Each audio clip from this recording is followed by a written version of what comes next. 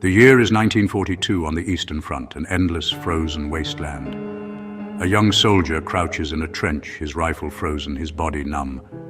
The cold is his true enemy, creeping into his boots, stealing sensation from his toes. He's heard the stories. Blackened feet, amputations, lives changed forever. Frostbite doesn't kill with a bang. It destroys slowly, cell by cell. Hundreds of thousands faced this invisible threat in WWII. The cold was a weapon, impartial and relentless, disabling more soldiers than bullets. Survival was a minute-by-minute struggle, not just against the enemy, but against nature itself. You can dodge bullets, but you can't hide from the air you breathe. The fear of frostbite haunted every soldier. Would he lose a limb or his life? Watching comrades stumble, knowing what awaited them, was a psychological torment.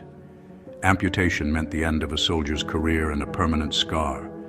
This was a war fought on two fronts, against the enemy and against the cold. The stories from that time remind us of human vulnerability and the desperate fight to stay warm. Every degree mattered.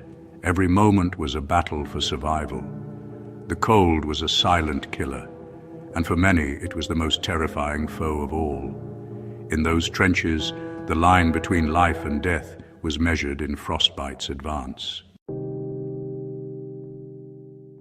On the front lines, myths spread fast, like rubbing frostbitten skin with snow. It seemed logical. Fight cold with cold, rewarm gently. But rubbing frozen flesh is like grinding glass into a wound. Ice crystals inside the tissue shred cells, turning minor injuries into disasters.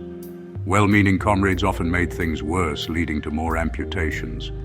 The myth didn't just fail, it actively destroyed lives. This gap between intuition and science cost countless limbs. In survival medicine, what feels right can be deadly wrong. Knowledge, not folklore, is the true weapon against the cold. Reaching a WWII field hospital was just the start of a new ordeal. Doctors, lacking modern tools, relied on slow, passive rewarming, waiting for the limb to thaw at room temperature. Infection was the real fear. Antibiotics were scarce, and gangrene was common. They waited for a clear line between living and dead tissue, the demarcation. Amputation was often the only way to save a life. Tens of thousands lost fingers, toes, hands, and feet, not to bullets, but to the cold. The psychological trauma was immense. Survival meant permanent disability.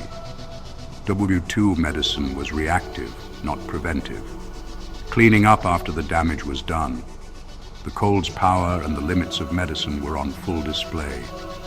The field hospital was a place of grim decisions, not hope. It was a testament to how far we still had to go. Today, frostbite treatment is a race against time. Modern ERs use rapid rewarming, immersing the limb in precisely heated water. The goal: thaw tissue fast, minimize cell damage, and restore blood flow. The longer tissue stays frozen, the worse the injury. Rapid rewarming is immediate, aggressive, and scientifically proven, but it's agonizingly painful.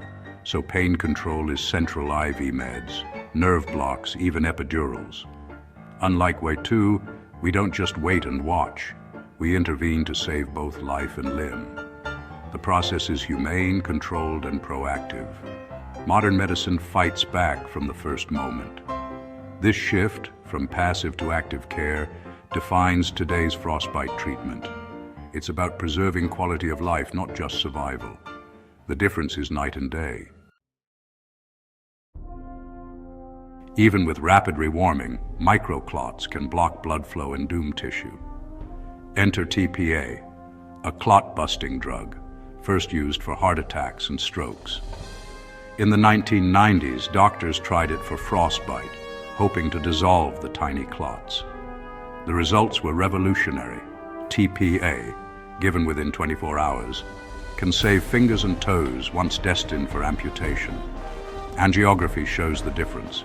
Blocked vessels before, open pathways after. Amputation rates have plummeted. Limbs once lost are now saved. WWII's amputation knife has been replaced by targeted life-saving intervention. TPA marks a shift from damage control to true reversal of injury. Understanding the science changed everything. Now we don't just accept loss, we fight to restore what was nearly gone. The leap from WWII to today is nothing short of miraculous. Science turned the tide in the battle against frostbite. The journey from WWII trenches to modern ERs is a story of relentless progress. Every lost limb, every failed treatment, fueled the search for better answers. The evolution of frostbite care is a legacy of sacrifice and innovation. Today, the odds of recovery are dramatically better for everyone, soldiers, explorers, or anyone caught in the cold. Knowledge now means hope, not just endurance. Simple rules: get out of the cold, remove wet clothes, rewarm carefully, save lives. Never rub a frozen limb or use direct heat. These lessons are hard-won. Science gave us not just miracles, but practical first aid. The fight against the cold is now one we can win. Progress is a tribute to human ingenuity and the will to survive. The ultimate lesson? Respect the cold, trust the science. Nature is powerful and indifferent. Never underestimate it. Proper gear, smart choices, and humility are your best defense. Folklore failed, science succeeded. Rapid rewarming and TPA are the results of research, not guesswork. In emergencies, intuition can mislead. Evidence saves lives. We owe our progress to those who suffered and those who dared to innovate. Saving a limb today is a modern miracle, built on decades of hard-won knowledge. Survival is a partnership, human resilience and scientific understanding. Your spirit helps you endure, but knowledge shows you how. Respect the cold. It's a worthy adversary. Trust the science. It's our greatest weapon. Stay prepared, stay smart, and you'll prevail.